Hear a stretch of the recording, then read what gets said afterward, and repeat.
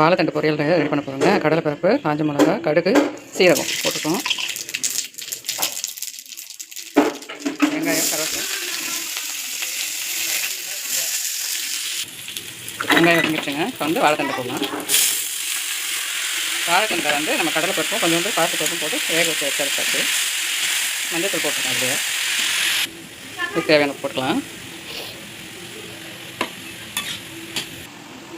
இப்போ அரைக்கிறதுக்கு பச்சை மிளகா, சீரகம், தேங்காய் அரைச்சி நம்ம அதை கூட சேர்க்க போகிறோம். இப்போ அரைச்சி தேங்காய் போட்டுக்கலாம்.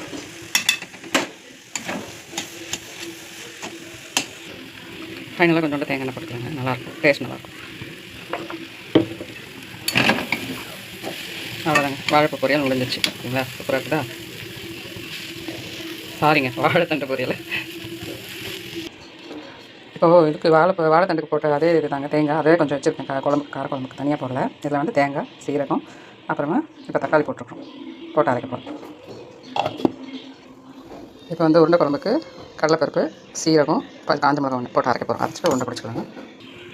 எண்ணெய் காஞ்சிடுச்சுங்க. இது வந்து வெந்தயம் போடணும். வெந்தயம் போட்டுட்டு கொஞ்சம் வடகம் போட்டுட்டு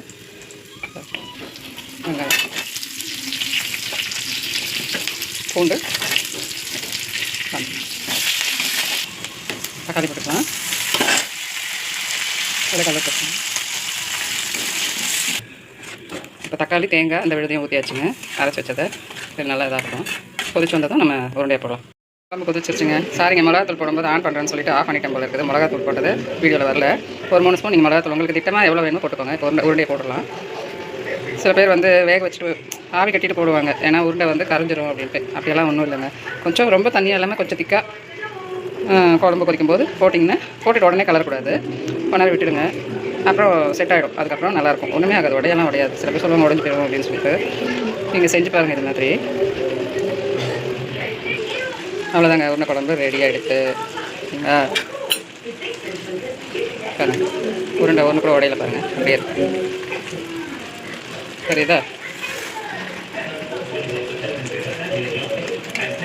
நாங்கள் ஞாயிற்றுக்கிழமை உருண்டை குழம்பு வச்சுருக்கீங்களான்னு கேட்காதீங்க. எனக்கு என் பையன் வந்து திருவண்ணாமலை கோயிலுக்கு போயிருக்கான். அதனால தான் எனக்கு வச்சு. ஓகேவா? பிடிச்சிருக்கா? வீடியோ பிடிச்சிருந்தா லைக் பண்ணுங்கள், ஷேர் பண்ணுங்கள், சப்ஸ்கிரைப் பண்ணுங்கள்.